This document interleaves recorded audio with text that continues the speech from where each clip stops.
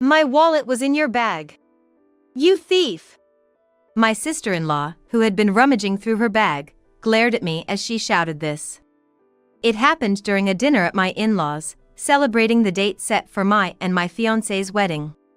At this gathering of my family and my fiancé's family, my sister-in-law, whom I find difficult, was also present. She had targeted me when she came to my parents' house for a marriage announcement greeting recently. Since then, she often invites me out to eat, saying things like, "I just don't have any change today, can you cover for me?" and "Oops, I forgot my wallet, can you lend me some money?" and she has never paid for her meals herself. Moreover, she has never returned the money I advanced for her. At first, I wanted to get along with my sister-in-law. But as my distrust grew day by day, I've been avoiding her as much as possible. However, being called a thief in front of my fiancé and relatives, I was stunned. The wallet my sister-in-law was holding was indeed hers, but I swear I did not steal it. Please calm down. What? Are you going to make excuses? I will definitely demand compensation for stealing my wallet, so be prepared. My sister-in-law, too excited to let me get a word in edgewise, ranted. Seeing her like this, I couldn't help but burst into laughter. Then the relatives also started laughing, and faced with this scene, my sister-in-law was dumbfounded. Huh? What's so funny? Her face turning red with anger, I decided to tell her the truth. It is funny. You've said quite a bit. My name is Nora, a 28-year-old office worker, and I'm about to get married to someone I've been dating for a while. The person is Tyler, a 30-year-old man who is my supervisor at work. Tyler has been looking out for me since I joined the company. He is generous and sincerely listens to his colleagues. Being a trustworthy supervisor was my first impression of him. As we interacted daily, we began to share personal life stories, and gradually developed feelings for each other. Being close in age and having many common topics was also a catalyst. After a few years of workplace romance, our marriage was decided, and we planned to first announce our engagement to our parents. When we visited my parents' house first, my parents and sister warmly congratulated us. My sister, Julie, 7 years older than me, is already married and lives near our parents' house with her husband and 2 children. Due to a childhood illness, she now works from home as a translator, but she finished her work early today to meet me. Congratulations, guys! My sister smiled at me and Tyler. She has always adored me since we were kids. I also love my kind and clear-headed sister. On the way back home after greeting our families, Tyler said, "You have a wonderful sister," which made me very happy. Tyler, you have a sister too, right? I'm really looking forward to meeting her. When I told him that, Tyler showed a complicated expression. I'm glad you said that. But, honestly, my sister can be a bit selfish and vain. I'm worried she might bother you, Tyler replied, looking somewhat uncomfortable. It seems he didn't want me to meet his sister too much. As for me, since she will be my sister-in-law, I want to get along with her. However, I couldn't have imagined at that time that this sister-in-law would become a source of trouble for me. Later, when we visited Tyler's parents' house, his parents welcomed us. Nora, it's been a while. It's good to see you, said my mother-in-law in a leisurely tone, and my father-in-law smiled softly. Although I had only talked with Tyler's parents a few times at their house entrance, our relationship was good. However, since it was my first time inside their house, I was nervous about both the marriage announcement and meeting the sister-in-law for the first time. But it seemed that the sister-in-law was conveniently absent. Contrary to my disappointment, Tyler obviously looked relieved. Did he really not want me to meet his sister-in-law that much? While keeping the sister-in-law in the back of my mind, the conversation with the kind in-laws went very smoothly, and I soon relaxed and enjoyed our time. Our marriage delighted Tyler's parents, and was reassured by their reactions. It was when we started preparing to leave. Suddenly, the front door opened from the outside, and a woman entered saying, "I'm home." Tyler uttered a small ah upon seeing her. Oh, Tyler. What, you're leaving already? I just got back, stay a little longer. The woman who stood blocking the door seemed to be in her mid-30s, about the same age as my sister. However, she gave off a much stronger and more heavily made-up impression than my sister. I immediately realized this was Tyler's sister, Susie. According to Tyler, she is divorced with no children. Nice to meet you, I'm Nora. I have been dating Tyler, and we are here today to announce our engagement. When I said to my sister-in-law, the response I got was a nonchalant huh. Looking up, the sister-in-law scrutinized me and then smirked. Where did you meet Tyler? Hey, this is the first time Nora's meeting you. Don't start with such questions. Ignoring Tyler's admonishment, his sister bombarded me with more questions. How much do you earn? You look well off, must be nice. Do you work at the same company as Tyler? Well, I was at a loss for words from the barrage of questions, and Tyler stepped in to chide his sister. Give it a rest. You're making Nora uncomfortable. We're leaving, so please move. Tyler managed to pull me away from his sister, but she glared at him as if annoyed by the interruption. What's the big deal? We're going to be sisters-in-law, it's only right that we talk a bit. Oh, that's right, Nora, let's exchange contact information since we're family now. Caught off guard by his sister pulling out her phone, I realized I couldn't just refuse as we were going to be family. Eventually, I gave in to her persistence and shared my contact details, but I immediately regretted it. Susie, don't bother Nora too much, even though her mother warned her, she seemed unconcerned and went inside. I finally understood why Tyler had looked so gloomy when Susie was mentioned before. Unlike my husband Tyler, his sister is pushy and doesn't listen to others. She's the complete opposite of my own sister. I'm anxious about whether I can get along with her in the future.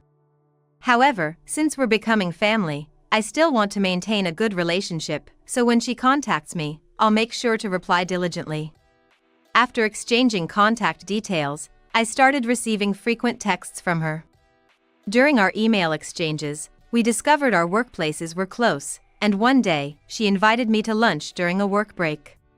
Thinking there was no reason to refuse, I agreed, but when it came time to pay after the meal, Susie exclaimed as if she had just realized something. What's wrong? Sorry, Nora. Can you cover for me? I'll pay you back later. Susie didn't seem the least bit embarrassed. Although her behavior was suspicious, I thought it was just the cost of one lunch and covered it for her that day. But then on another day. Oh no, I forgot my wallet. Nora, can you pay for me? Despite repeatedly inviting me to lunch, she began finding excuses to have me pay for her meals. And when I later asked for reimbursement, she'd dismiss it, it's just lunch money, it's not a big deal. Though a single lunch cost wasn't much, the financial burden grew as Susie kept inviting me out. Months passed, and I still hadn't seen any of the money I had covered. My distrust towards her grew day by day. I realized it's best to avoid as much interaction as possible with Susie, and my desire to get along had now faded. Lately, I've been declining lunch invitations with excuses and keeping my replies to a minimum. I tried to cut ties as much as possible, but then one day after work, as Tyler and I were leaving the office, I heard a familiar voice calling my name. Looking in the direction of the voice, there was Susie. She had apparently been waiting for me to finish work. Leaving work together, you two must be close, she said in a snide tone, causing Tyler to frown. What do you need?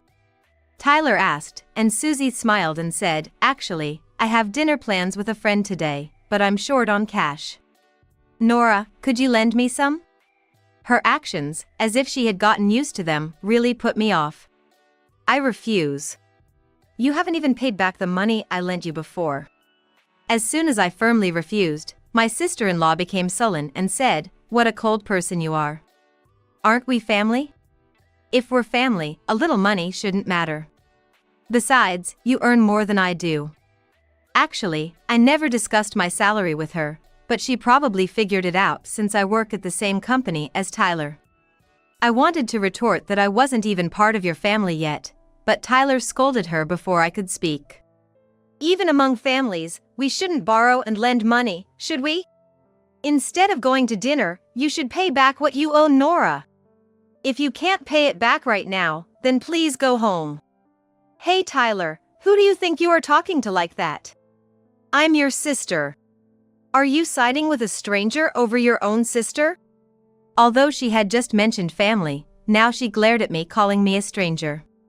She continued, besides, in today's world, women need to have their own money too. Do you understand, Nora? Saying you can't lend me money is like admitting you're poor. Tyler seemed too exhausted to be angry, just dumbfounded.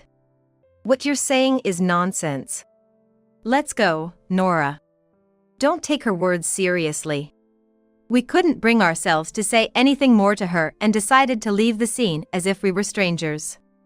People leaving work glanced at us, making us the center of attention. Wait a minute.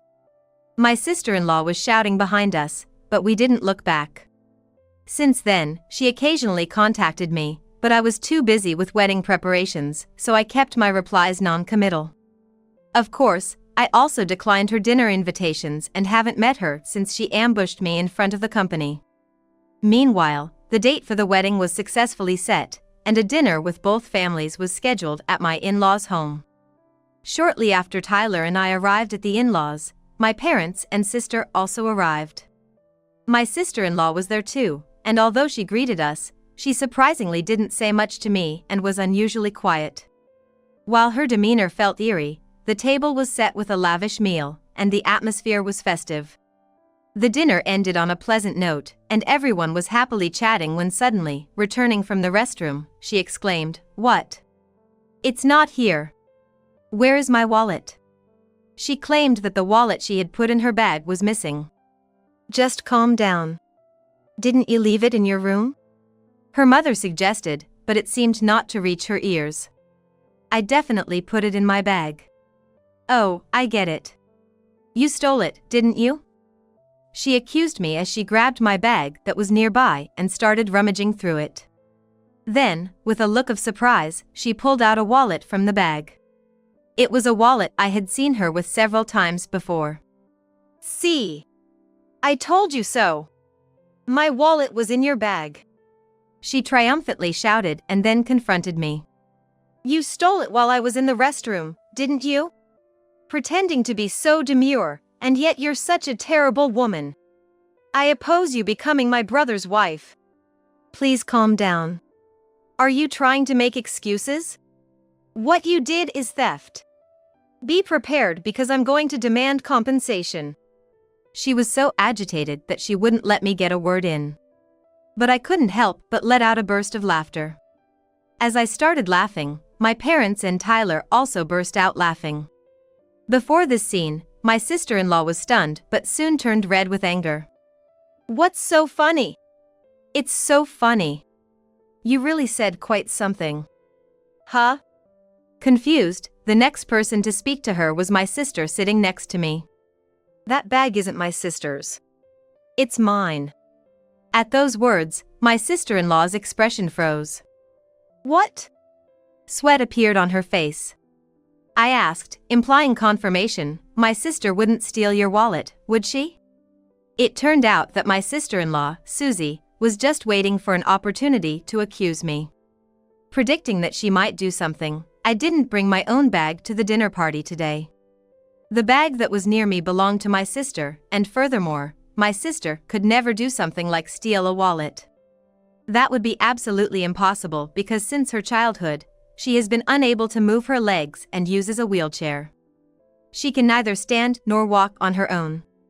Both the in-laws and Susie had seen my sister come to the dinner in her wheelchair. My sister had been sitting in the same spot since the dinner started, chatting warmly with our parents and the in-laws. It's likely that Susie herself put the wallet in my sister's bag. The question is when exactly Susie managed to slip the wallet into the bag without us noticing. Susie, before we started eating, you came over to greet me and my parents, right? At that time, I remember you were sitting in such a way that you were hiding my bag behind your back. I felt something was off about your actions, but wasn't that when you put the wallet in? It was my sister's calm response that helped clear up my doubt. Unable to answer immediately, Susie looked flustered and her eyes darted around. It was as if her reaction was confirming that she was caught red-handed. Cornered and unable to escape, Susie groaned.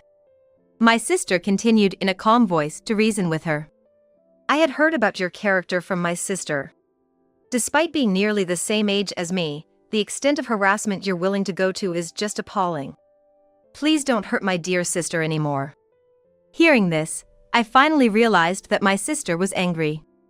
Although she is usually gentle, she becomes quite intimidating when angry because she speaks in a calm, instructive tone. My in-laws scolded Susie. Susie, what are you doing?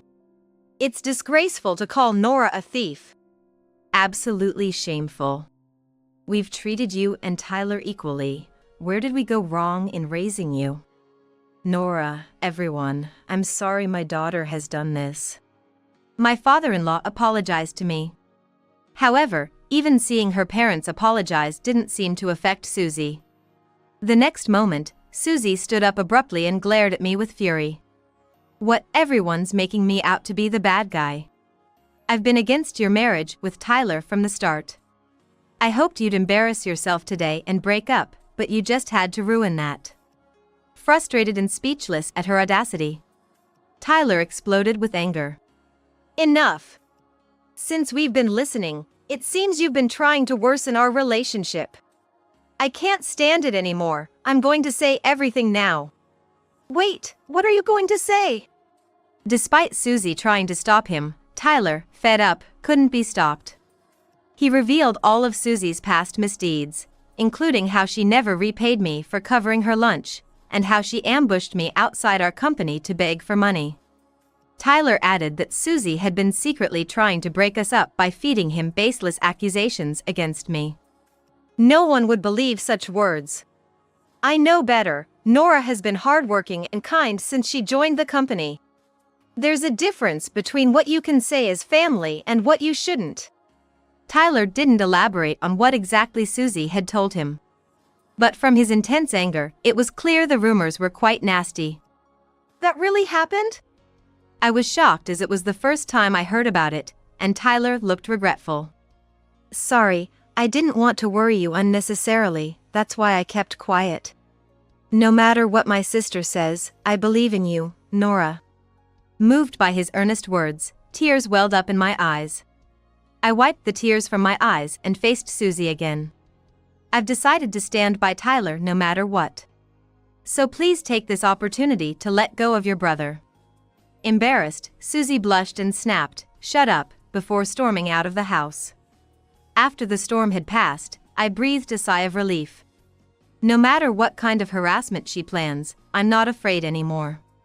My love for Tyler deepened through this ordeal. I vowed to continue trusting him and walk together. A few days later, the money for the lunches I had covered for Susie was returned to me through my in-laws. Apparently, they had pressed Susie to prepare the money she owed me. Then, Susie's ex-husband apparently contacted the in-laws. The reason for their divorce was Susie's extravagant spending habits, even going as far as dipping into their living expenses. Because of this, Susie was ordered to pay alimony, and although she told her parents she had finished paying, it turned out a significant amount was still outstanding. Her ex-husband revealed that her repayments had recently fallen behind. Upon learning this, the in-laws lost their patience and disowned her. It seems she had a history of stealing money from home, among other misdeeds towards us. In fact, Susie had not only accrued alimony debts but had also racked up debts from buying branded items and from frequenting nightclubs. Tyler told me that Susie had been into the nightclub scene since her 20s and had often been reprimanded by her parents. Eventually, when she couldn't make ends meet, she even embezzled funds from her place of work, which is just appalling. This also came to light at her company, and she was recently fired for misconduct. Later, I received a call from Susie, who had been kicked out of her home and had lost her job. I have no one else to turn to but you, Nora. Please, just lend me some money, she begged tearfully, but I refused, of course.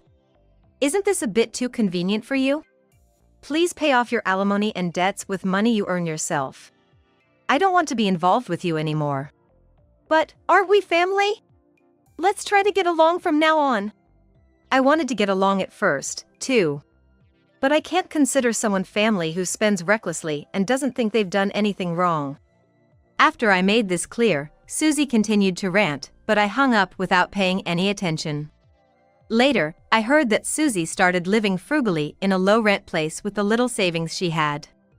However, chased by her debts, she soon had to leave the house, and now, it's unclear where or how she is living. Tyler also said he would never involve himself with Susie again.